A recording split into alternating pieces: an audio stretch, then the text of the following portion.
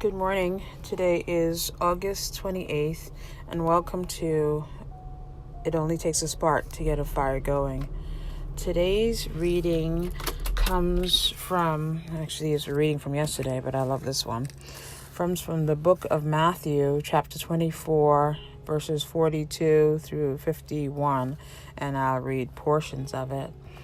It says, Jesus said to his disciples, "Stay awake, for you do not know on which day your Lord will come.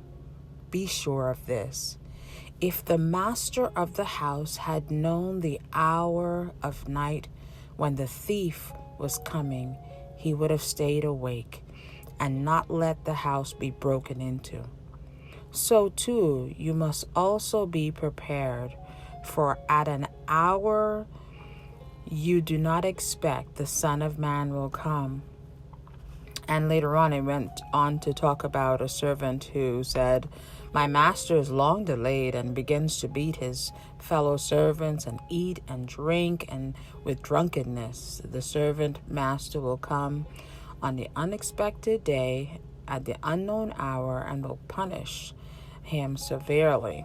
I just started to think of, the first part of this particular reading about just being ready, ready for the Lord, because we don't know. And sometimes I think we always feel that there's a natural progression to our life. There is childhood, there is being a teen, an adult, and then you pass.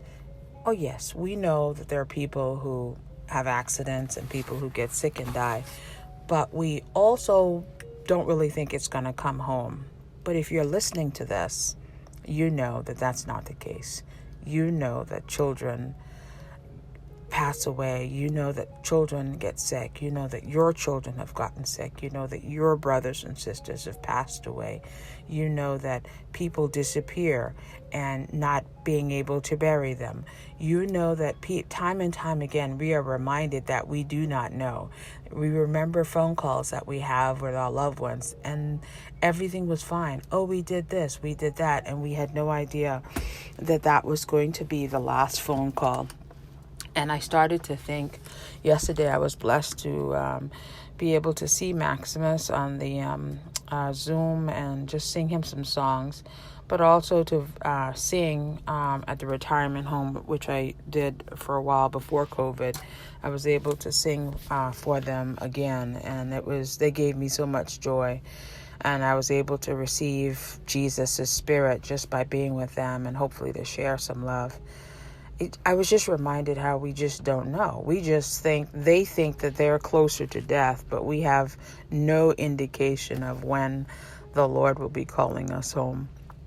And I think the hardest thing to do as Christians, at least for me, is to be ready. And what does being ready look like? I'm thinking that if I have a guest, if my mother-in-law is coming for a visit, I want to make sure everything is perfect. I want to make sure the house is spotless. I want to make sure I make her favorite meal. I want to make sure it's warm and inviting. I want to make sure that house is just, as soon as she walks in, she would feel like, oh, I'm being a good wife and everything is great. And so too with mommy. If mommy's coming over, I know what her favorite meals are.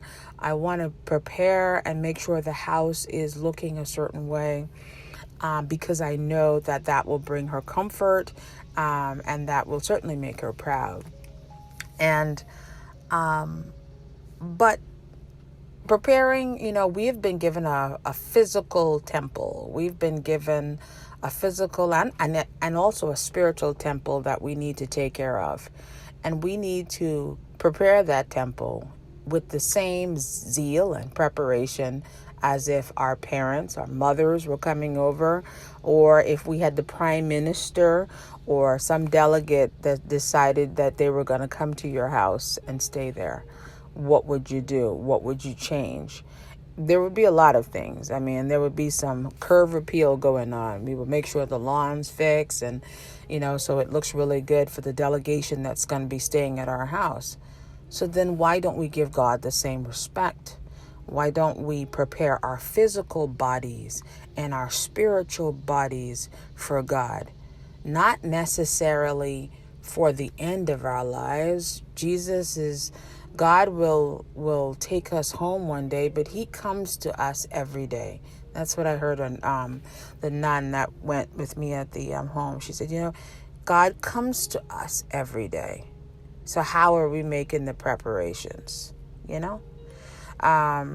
And how are we using the resources that we have available? Not everybody has the same set of tools, resources, and skills, but how are we being creative enough so that we can use what we have to make it better? How are we doing the spiritual work, the physical work? I do know that I remember as a teacher, I had in Jamaica many, many years ago as a student teacher, I was teaching a boy, and his name was Kevin. Well, he was one of many fourth grade students in the class, and he was rambunctious, like every fourth grade boy is supposed to be, full of life, energy, flips and turns, and just driving me, really, really busy. And to make the situation with Kevin even more interesting, I boarded with Kevin's grandmother. So I wasn't living on college at that time. I rented a room and they prepared my meals, and I had a room with them in Jamaica. And so, Kevin was a boy that was mischievous. He didn't finish his work, and but full of life and humor. And also, I remember that week going to the principal of the school, being a student teacher, I always had an eye for safety. I said, they really need to get that swing checked, because I noticed when the kids are swinging on it, it lifts up a little. And basically she told me that, be a student teacher and just play with the kids and teach and focus on, not trying to run her school. I said, okay. So I went on. And so as I was teaching, so we went and our schedule was we taught for a part of the day at the school, and we went back to the college, which was just across the street. And it was a regular day. And I think the day before Kevin had not finished his work, so he had some extra work that he needed to do. And later on that evening, I received the disturbing news that Kevin that there was an accident that happened on the playground, and the swing cut him. He was literally standing by, and my concern of the swing getting up and raising, it was like, I don't know if it was that day or the day afterwards, but it flipped up, and he had a horrible accident and was killed. I just can't begin to express how I felt, because if I knew that morning was going to be the last morning I was going to see him when he was waking me up that day and making all the noise in my room like he normally does, I wouldn't have thrown a pillow at him. I probably would have been nicer to him, because he did it every morning. Had I known that was his last day on earth, I probably might not have let him finish all of his homework, the homework he didn't complete. I probably would have hugged him a little more. I probably would have looked straight in his eyes and let him know that I love him. And so this was a huge wake-up call for me about the importance of making sure that everyone that I come into contact with felt valued. I looked into their eyes. I wanted them to know that I love them. And I carried this every single day, hoping that everybody that I meet there would be that same situation. And several years later, when I became a trained teacher in the Bahamas, I lost another student in a horrible tornado, Rudolphia, in second grade. But unlike Kevin, I looked and hugged my kids. They all had my telephone number. They all knew that they were valued. It didn't lessen the pain of losing her, but I knew that she knew that every day was significant. So my message is basically, being prepared means not waiting just for the end of life, but receiving Christ as we sit this morning, as we start this day, but also as we interact with our loved ones, the people we meet. Are we simply just looking on our cell phones, walking by, or are we really looking into the eyes of these people? I always like to believe that there are angels walking around us. So, Heavenly Father, at this time, we thank you for the gift of your love. We thank you for reminding us about being vigilant and being ready, and waiting for you, preparing for you. But that preparation is not only for the end of life, but it's a continued commitment to take care of that temple every day, because we don't know.